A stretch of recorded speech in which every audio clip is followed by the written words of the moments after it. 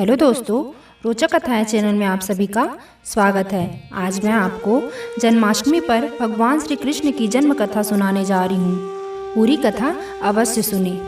भाद्रपद कृष्ण अष्टमी को श्री कृष्ण जन्माष्टमी कहते हैं, क्योंकि यह दिन भगवान श्री कृष्ण का जन्म दिवस के रूप में माना जाता है। इसी तिथि की घनघोर अंधेरी आधी रात को रोहिणी नक्षत्र में मथुरा के कारागार में वसुदेव की पत्नी देवकी के गर्भ से भगवान श्री कृष्ण ने जन्म लिया था।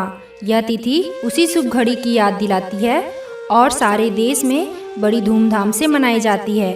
जन्माष्टमी के दिन भगवान श्री कृष्ण की जन्म कथा भी सुनते सुनाते हैं, जो इस प्रकार है। द्वापर युग में भोजवंशी राजा उग्रसेन मथुरा में राज्य करता था। उसके पुत्र कंस ने उसे गद्दी से उतार दिया और स्वयं मथुरा का राजा बन बैठा। कंस की एक बहन देवकी थी, जिसका विवाह वसुदेव नामक यदुवंशी सरदार से हुआ था।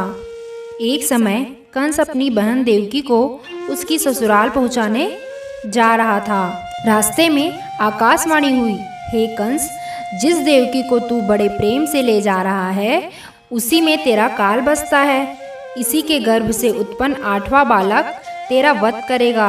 यह सुनकर कंस वसुदेव को मारने के लिए उठ जाता है। तब देवकी ने उससे विनय पूर्वक कहा, मेरे गर्भ से जो संतान होगी उसे मैं तुम्हारे सामने ला दूंगी। बहनोई को मारने से क्या लाभ। कंस ने देवकी की बात मान ली और मथुरा वापस चला आया। उसने वसुदेव और देवकी को कारागृह में डाल दिया। वसुदेव देवकी के एक एक करके 7 बच्चे हुए और 7 को जन्म लेते ही कंस ने मार डाला। अब 8वां बच्चा होने वाला था। कारागार में उन पर कड़े पहरे बैठा दिए गए। उसी समय नंद की पत्नी यशोदा को भी बच्चा होने वाला था। उन्होंने वसुदेव देवकी के दुखी जीवन को देख 8वें बच्चे की रक्षा का उपाय रचा। जिस समय वसुदेव देवकी को पुत्र पैदा हुआ, उसी समय संयोग से यशोदा के गर्भ से एक कन्या का जन्म हुआ, जो और कुछ नहीं सिर्फ माया थी।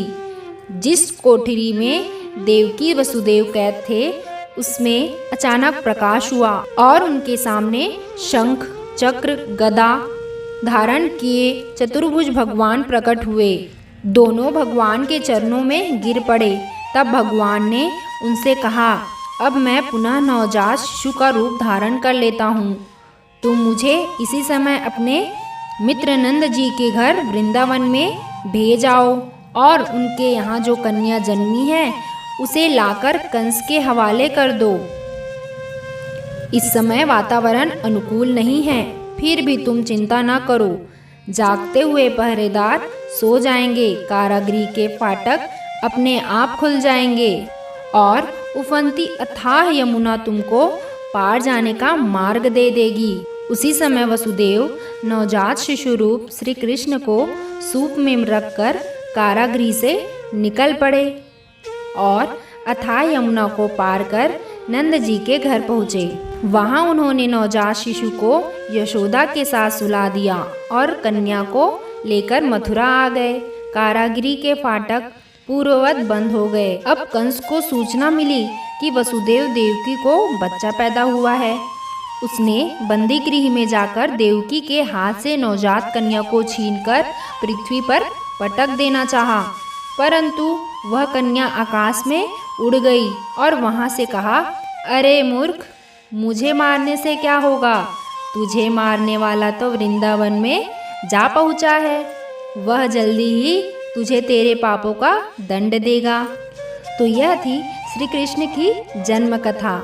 आशा करती हूँ कि आप सभी को मेरा यह कथा पसंद आया होगा। तो प्लीज़ मेरे इस वीडियो को लाइक कीजिए, मेरे चैनल को सब्सक्राइब कीजिए और ज़्यादा से ज़्यादा शेयर कीजिए। धन्यवाद।